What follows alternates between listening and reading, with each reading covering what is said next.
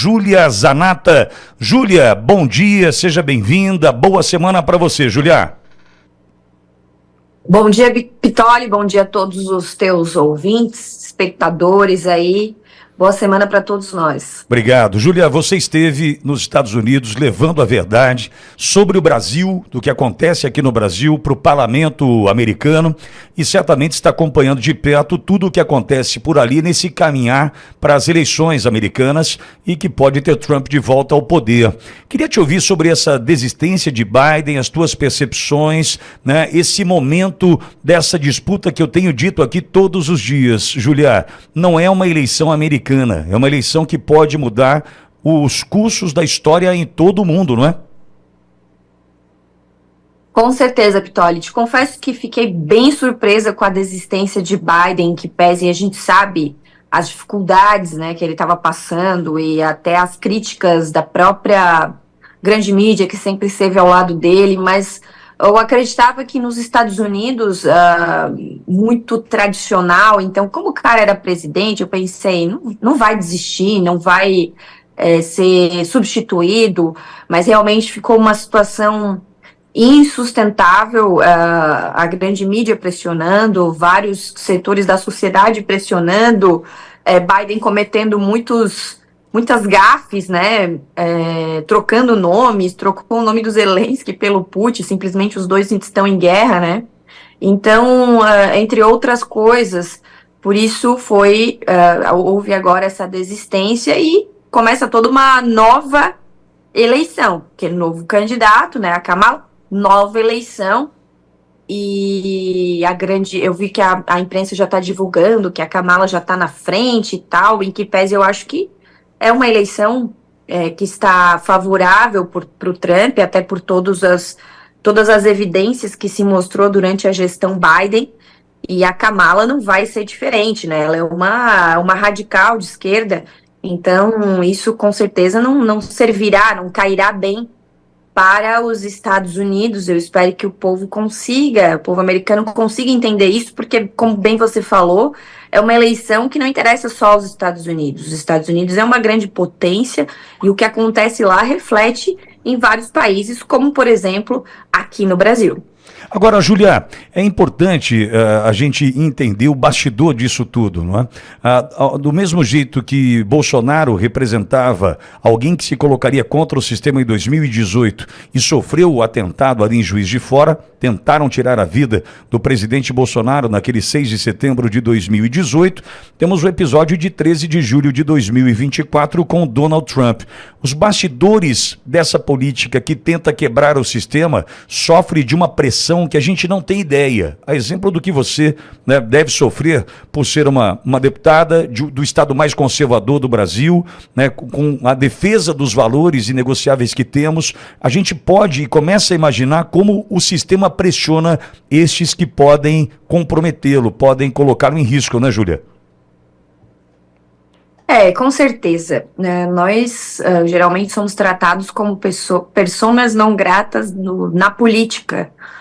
Quando a gente, por exemplo, faz um enfrentamento a pautas importantes que têm sido divulgadas, né, pautas caras para a sociedade brasileira, como, por exemplo, a pauta verde, que hoje temos poucos deputados falando contra isso, ESG, enfim, crédito de carbono, mas hoje, se você pegar a Europa, por exemplo, a esquerda está diminuindo porque a sociedade acordou, a sociedade viu que essas pautas não têm a menor chance de dar certo.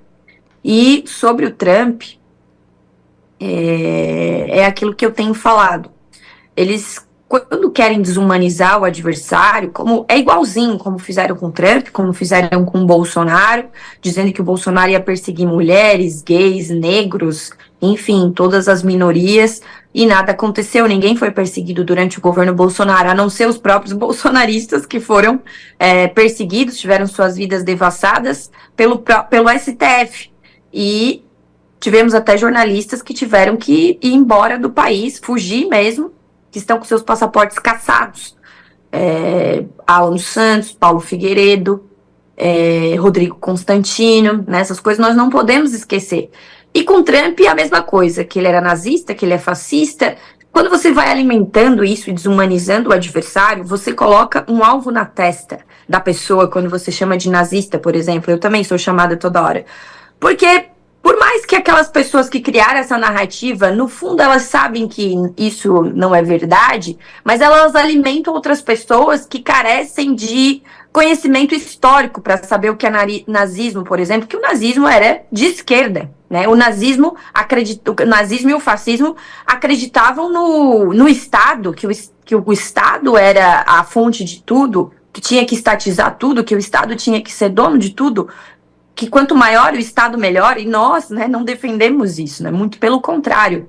Então essas pessoas vão alimentando esse ódio contra nós, e uma hora alguma acaba por fazer alguma atrocidade, como foi feito com o presidente Bolsonaro, como foi feito com o Trump. Então, eu creio que esse é o objetivo dessas narrativas que são criadas contra nós. É realmente que, no final, aconteça um ato violento contra nós, como aconteceu nos Estados Unidos e aqui contra o Bolsonaro. Porque a gente lê tanto comentário no Twitter absurdo, por exemplo, que eu tenho plena certeza e convicção hoje que a intenção deles é que nós apanhemos mesmo na rua, que algo sério aconteça contra nós. Porque esse final de semana ainda, Pitoli, eu fui em Urubici, no interior de Santa Catarina, aqui na Serra. Conheço. Inclusive um destino turístico para quem está nos ouvindo de outros estados, incrível, Urubici, conheçam. E aí teve um episódio que a jornalista, né, para mim não é, da Folha de São Paulo, Giovana Madalosso, ela chamou os catarinenses todos de nazista, fascista, porque escolhemos votar no Bolsonaro, e ela inventou uma mentira sobre uma família lá. O que acontece? Lá tem umas casas escrito em cima Heil, certo? E ela disse que aquilo era uma saudação nazista. E você conhecendo, quem conhece a história de Santa Catarina, mas ninguém é obrigado a conhecer, mas você pode pesquisar no Google, e ela não fez, Heil é um sobrenome tradicional aqui do meu estado, certo? E o cara escreve lá em cima do telhado das casas que ele aluga, Heil, para ser uma coisa mais fácil da pessoa achar, porque ele é um homem muito simples. E esse final de semana eu passei lá na frente da casa, eu já tinha passado, mas eles não estavam. E aí dessa vez eu tive a oportunidade de conversar com essa família. Ele é caminhoneiro, construiu as casas de próprio punho, ele é a mulher, gente honesta, trabalhadora, e eu até postei esse vídeo, sugiro que você que está nos ouvindo, vá ao meu Instagram para saber do que eu estou falando. No vídeo você nota a expressão do homem, como ele ficou abalado com aquelas mentiras que a Folha de São Paulo e a Giovana Madalosso escreveram sobre ele. E aí a mulher dele contando que outro dia passou um cara de bicicleta e perguntou se eles eram parentes do Hitler. Daí ela perguntou, o que é isso? E ela falando, deputada, porque a gente não tem estudo, a gente não sabe o que é isso, o que é aquilo.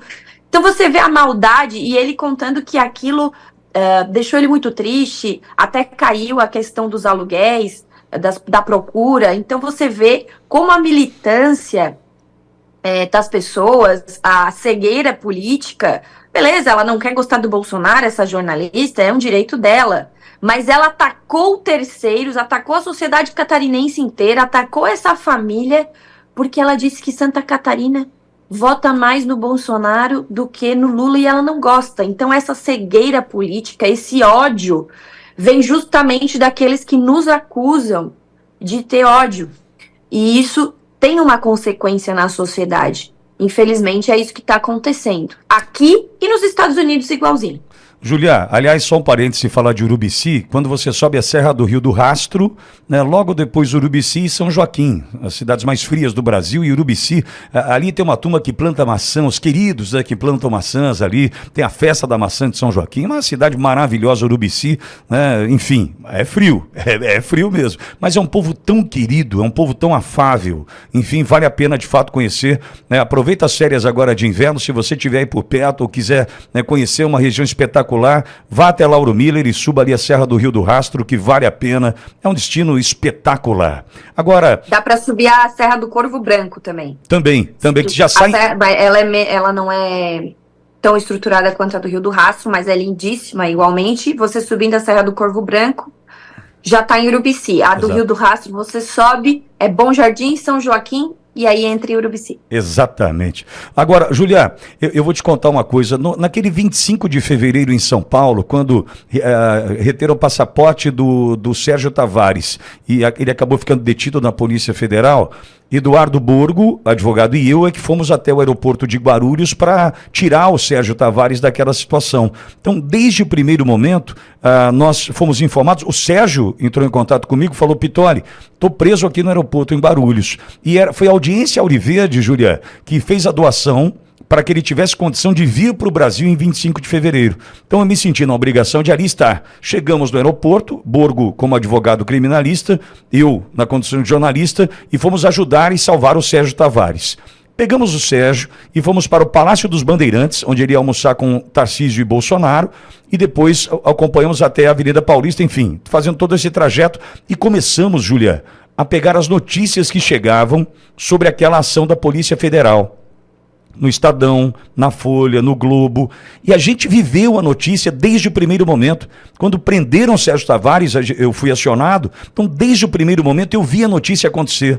Isso deve acontecer contigo também, Júlia. E eu vi a mentira sendo relatada, a narrativa sendo criada, né, tentando salvar a Polícia Federal daquele tropeço diplomático criado, enfim. Para quem vive a notícia, ver a mentira sendo contada descaradamente, deslavadamente, é assustador. Eu imagino você, Júlia, que vive a notícia no bastidor, olhando e falando assim: nossa, que mentira estão contando aqui. E isso acontece mais do que a gente imagina, né, Júlia?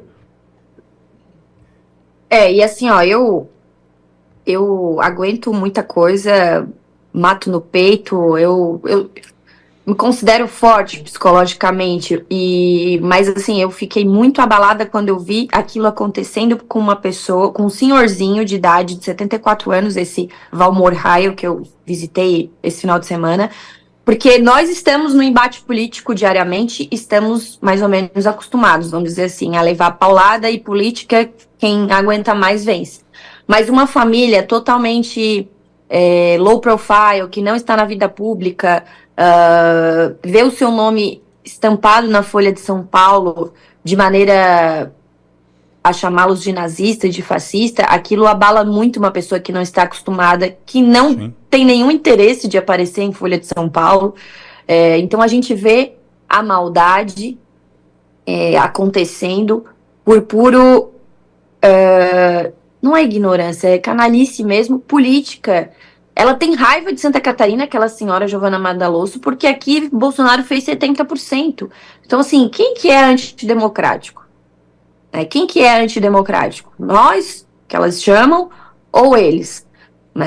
Quem está nos ouvindo sabe disso, sabe quem é o verdadeiro antidemocrático, que não consegue conviver com o divergente, que não consegue conviver que a maioria da população brasileira é contra o aborto, é contra as drogas, é a favor da vida desde a concepção, é a favor da legítima defesa, não aguenta mais pagar imposto, e essa reforma tributária que foi aprovada agora, para mim, é a maior tragédia do Brasil, e nós deveríamos ir para a rua para protestar o aumento de impostos, independente de cor partidária, porque todo mundo vai pagar mais imposto. Se você é de esquerda, você vai pagar mais de imposto, você já está sendo taxado na Shopee, na Shein, em outras plataformas. Você que é de esquerda também vai pagar mais imposto. Então, você gosta de ter o seu dinheiro, a seu poder de compra diminuído, então nós todos deveríamos ir para a rua protestar contra esse absurdo que está acontecendo. Aliás, Julia, eu ia tratar desse assunto na sequência sem combinarmos, eu ia falar de reforma tributária. A gente começa agora a entender o texto de mais de 500 páginas que chegou no afogadilho, assodadamente para aprovação em poucos segundos, enfim. A gente começa a entender agora o que está acontecendo. E tem uma questão, Julia, que é, por exemplo, a questão da compra e venda de imóveis, imposto de 25%, o que significa o seguinte: se você tem um imóvel que custa 100 mil reais, se você só tem direito a 75 mil, 25 mil reais já foi para o governo. Se você comprou ou vendeu, você já entregou 25% para o governo. O que significa o seguinte: para você dar um salto poxa, eu quero melhorar a condição de vida da minha família, eu quero sair desse apartamento para um maior, dessa casa para uma casa maior, já pode contar com 25% do governo tomando de você. Então, quer dizer, vai ficar difícil, né, um salto, uma melhoria na qualidade de vida devido à sede por impostos desse governo, né, Júlia? Eu já entendi essa reforma tributária, que é uma deforma tributária. Reforma tributária é o seguinte, só vale a pena, eu venho falando isso desde o ano passado. O ano passado nós aprovamos o texto base, e esse assunto ele me chega até a deixar nervosa, assim. Então, assim, nós aprovamos o texto base, eu votei contra, e foi vendido pela grande mídia e por vários deputados que comemoraram como grande dia histórico para o Brasil. Eu não sei se eles gostam, tem alguns lá dentro que parece que tem prazer em fazer com que as pessoas paguem mais impostos. Eu perguntei outro dia para um deputado, você não pensa na sua filha, no seu neto? O que vai acontecer com eles? Pagando 50% de impostos daqui a pouco? Porque você falou da compra e venda, mas você já paga o IPTU, você paga quando, se morrer, deixar herança, a pessoa tem que pagar algo que já era da família há um tempão. Mas, enfim, o ano passado aprovaram um texto base. E deixaram a regulamentação para esse ano. Aprovamos a primeira regulamentação. Eu falo aprovamos porque é a Câmara, mas sempre como eu voto contrário. O 68 que aprovaram agora. E vou te falar, Pitoli, eu postei lá como os deputados catarinenses votaram. Quando a gente faz isso, os deputados não gostam. Teve um deputado que me ligou dizendo que eu tinha invadido a cidade dele e que ele estava sendo cobrado até na padaria. E que ele estava triste comigo, porque assim, eu tento manter uma boa relação com todos os deputados do meu estado. São só 16, menos óbvio com os 2 petistas que não tem muito o que conversar com eles. E aí, ele me ligou e disse que eu tinha invadido a cidade dele, que ele estava sendo cobrado e que eu estava mentindo que ia aumentar impostos. Eu assim, olha, eu não sei se o senhor acreditou no seu líder partidário, mas ele está mentindo para o senhor que não vai aumentar impostos. Aí provei, se fala com o setor imobiliário, fala com isso. Então, assim, o senhor vai ser cobrado isso pro resto da vida, eu falei para ele. Vai ser cobrado pelo resto da vida. O senhor vai votou para aumentar impostos. Aqui em Santa Catarina, o povo não aceita isso. Então, não sei nos outros estados. Então, o que acontece? Essa reforma tributária, que é uma aberração, falo de novo, nós deveríamos ir para a rua para protestar, porque voltando do recesso agora, nós vamos aprovar algo que é o pior de tudo, que é o 108, que vai criar um comitê gestor, que vai ter mais poder, um comitê gestor de pessoas indicadas, burocratas, sem voto, porque o cara com voto ele tem medo da população, e o cara sem voto não tem, é igual no STF. Então, um comitê gestor criado por burocratas, com mais poder que o Senado e a Câmara. Eu não entendi o que os senadores e os deputados deram poder, vão dar poder para um comitê gestor, que vai centralizar o dinheiro dos estados, dos municípios lá em Brasília, e depois vai decidir como vai distribuir. E tinha deputado querendo criar, por exemplo, regras para a distribuição desses impostos para os municípios e estados, se os estados cumprirem, por exemplo, questões de gênero, de sustentabilidade. Não vai ser uma aberração que os governadores, mesmo que a gente eleja um governador de direita, não vai muito fazer diferença, porque quem vai decidir é esse comitê gestor. Então, repito, Pitoli, essa é a maior tragédia que o Brasil vai enfrentar. Vai ser essa deforma tributária, e as pessoas não sabem o que está acontecendo. Eu estava no interior de Santa Catarina esse final de semana, em São Martinho, uma cidade exemplo para o Brasil, enfim. E eu, conversando com as pessoas, eu sempre toco. Você sabia que foi aprovado isso e aquilo? Não sei, não sabia. Então, nós precisamos falar muito sobre essa aberração que foi aprovada, que, como você falou, vai aumentar em 100% na compra e venda de imóveis os impostos. E isso vai acontecer o quê? Vai desacelerar a compra e venda. E outra coisa, estão falando, não, porque as pessoas vão querer sair da ilegalidade, né? Vão querer fazer tudo certinho. Pelo contrário, quanto mais o Estado se agiganta, quanto mais o Estado cobra, mais as pessoas querem viver na informalidade. Porque para sobreviver. Porque vai aumentar, por exemplo, imposto sobre serviço. As pessoas não vão ter condições de sobreviver se fizerem tudo certinho, entendeu? Então, quanto mais o Estado se agiganta, mais o Estado quer tirar dinheiro do cidadão, o cidadão, para sobreviver, ele tem que dar um jeito. Então, convoco a todos que estão nos assistindo para que se informe sobre essa aberração que ainda não terminou, que tem outras coisas para serem regulamentadas. Ah, Júlia, bom, e com relação ao que você fez, apontando como votou, né, esse parlamentar que te procurou, dizendo que você invadiu a cidade dele, precisamos fazer menção e justiça com o que está acontecendo com o Maurício Marcon, né? Eu disse para o Marcon, aqui na rádio da quarta-feira passada, na manhã seguinte da cassação do seu mandato, eu disse, olha, é o preço do placar Congresso, cara. Você criou uma plataforma que mostra como o parlamentar vota, e agora ele tem que dar, né, justificativa, ele tem que dar resposta ao seu eleitorado, né? E o sistema não perdoa. E, infelizmente é assim, né, que acontece, né, Júlia? Exatamente. O Maurício Marcon é um dos melhores deputados da Câmara hoje, da oposição, um grande amigo, uma pessoa simples, uma pessoa que você vê o coração dele fora dele, sabe? E quando ele estava quase para lançar o placarcongresso.com, que eu sugiro que você também acesse direto e veja como os deputados votam, ele me mandou, sim, eu só acho que deveria, ele estava ajustando alguns pontos finais. E quando ele foi lançar, ele falou, minha amiga, reze por mim, porque eu vou ter muitos inimigos depois disso. Eu falei, não, tamo junto, tal. E realmente, aquilo começou a incomodar muitas pessoas, deputados que ligaram para ele também, meio que cobrando e tal. E agora ele teve o mandato dele cassado de forma injusta pelo TRE do Rio Grande do Sul, ainda cabe recurso ao TSE, porque uma mulher lá fez pouco voto, né? Ele foi cassado com base numa resolução do ministro Alexandre de Moraes desse ano.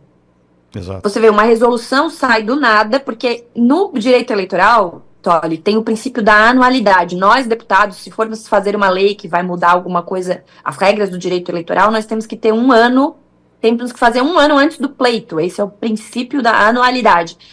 E simplesmente essa resolução surgiu agora e acabaram por cassar o mandato do Marcon. Ele vai continuar no cargo, por enquanto, só para você que está nos assistindo entender, ele não vai ser eliminado agora, até porque tem recurso ao TSE, e é um precedente muito perigoso, inclusive, porque daqui a pouco vão cassar tudo que é chapa por conta de que uma mulher fez pouco voto. Porque no meio da campanha, e ele não tem culpa se ela fez pouco voto, não é ele que monta a nominata, ele era só um candidato. Eu não tenho como me preocupar se os outros candidatos na nominata estão pedindo voto, certo? Eu estou cuidando da minha campanha. Então é uma coisa totalmente sem nexo, caçar o mandato de um deputado com 140 mil votos, e uma desembargadora lá, uma juíza que deu, acho que foi a relatora, em outra situação, dei um voto totalmente diferente. Então, eles mudam de acordo com a pessoa, de acordo com o partido, de acordo com o posicionamento. Não quero crer que isso aconteça na nossa justiça eleitoral, né? Então, a justiça eleitoral ela tem se agigantado nos últimos tempos e não é possível que cassem mandatos assim, de uma hora para outra, de deputados já empossados. Teve até um que foi cassado, Pitoli, lá do Ceará. Ele é um deputado que fez o L, é um deputado do PDT, Bismarck, ele é um deputado de esquerda, ele está na CCJ lá comigo, com o Maurício Marcon, e eu até me solidarizei com ele, porque ele foi cassado também, já pelo TSE, porque ele foi entregar uma emenda fora de período eleitoral, e o site da prefeitura, o Instagram, postou uma foto dele. Então teve um mandato cassado também, ele também está recorrendo, ainda está no mandato. Então daqui a pouco eles vão começar a caçar quem eles quiserem, nós não podemos permitir isso. Sem dúvida.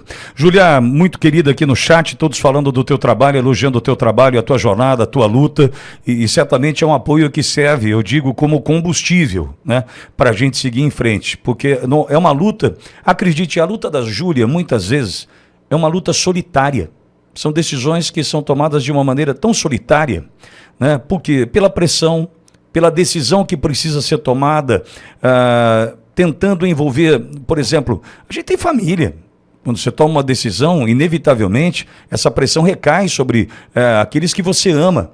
Então, acredite, é uma vida muito solitária daquele que decide lutar contra o sistema. E esse carinho que chega pelo chat é um carinho que serve como combustível.